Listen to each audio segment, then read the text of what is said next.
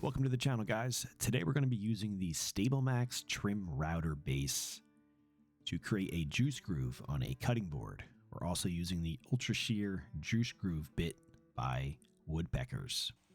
So here we are ripping some plywood, some 1/4 inch plywood to create a template that the router can guide along to have a perfect juice groove around the entire board. We're using 1/4 inch plywood because the guide bushing that you attach to the router base sticks down below a 1/4 inch, so it rides perfectly around the cutting board using this 1/4 inch plywood. This was like $14 from Home Depot for a 2 foot by 4 foot sanded ply sheet.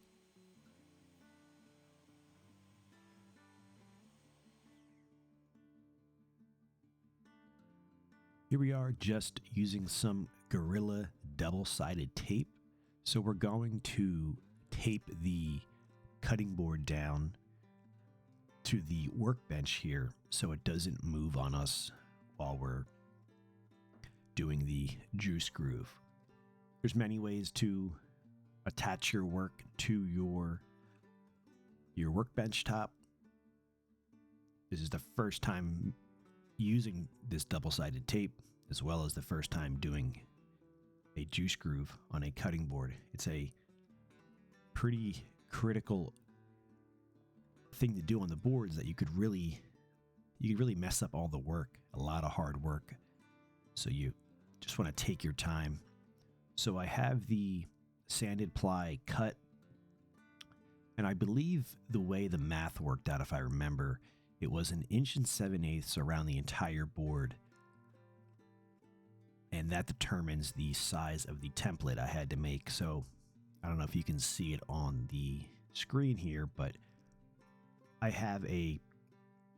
scribed a line around the entire board, and I'm just setting this 1/4 inch plywood to those lines. So when I'm all said and done, I have a perfect reveal around the entire board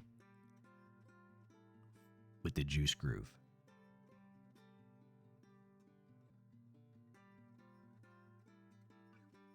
Also attaching this to the top of the cutting board with the same double-sided tape from Gorilla Glue. It's a very aggressive tape. These cutting boards are made from very hard wood, so I didn't have any tear out or anything. There was a slight amount of tear out on the double-sided ply, actually. So you can see there, I actually have to plunge into the cutting board to get this thing started. So this is not a plunge router. This is just a regular palm router. And since the Ultra Shear bit sticks down below, you have to plunge it down to get started. Your guide bushing, which you'll see here in just a moment, just rides along the edge of the 1/4 inch plywood. So if you look down where the bit is, you'll see a brass, I should say, a brass colored guide bushing, and that just rides right along the edge of this sanded ply. I'm just taking my time because, like I said, you can really mess up all of the hard work you've done at up to this point if your router gets off of the guide, which would be the plywood. And you can see the Stabilmax has a handle there, and basically when you get to the corners, you want that black handle to be basically at the apex. So you want to kind of turn that as you get to the corner, and then just make sure your guide bushing is along the plywood. You can see here where I just had to, this is the second or so pass where I had to still plunge the router in sideways to get it started since the depth is new. Taking pretty shallow passes here. I didn't measure exactly, but it was roughly like a light 1/8 or so per pass. And there's the brass looking guide bushing. You can see I try to turn the handle first and then turn the router, so we'll make a smooth transition there around the corner of the ply. So all said and done, not too much burning at all. I mean, the first pass I had some burning, but I just made sure I kept moving, and man, it really came out very, very well. This is the first time I've done this to a cutting board, first time ever using a Woodpeckers product. Just a close-up here of the juice groove.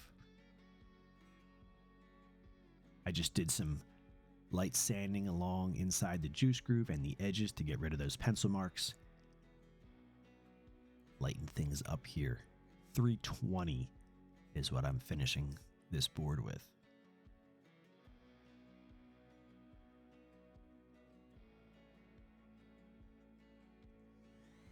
Just a clip of sanding with a DeWalt palm sander.